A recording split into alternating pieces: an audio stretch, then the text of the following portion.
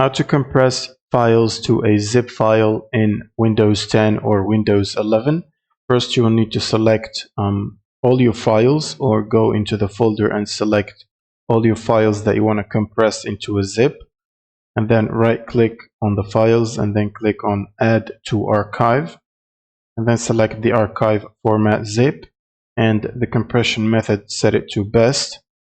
And then you can simply press OK to compress them. And there you have your zip file compressed, which you can basically upload or send somewhere. You will also need to have WinRAR installed to be able to do this. So if you don't have it already, you will need to open up your browser and then search for WinRAR download.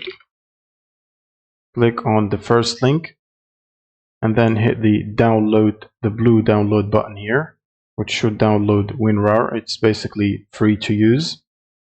And once you download it, you will need to install it, and then you should be able to compress your files into a zip file.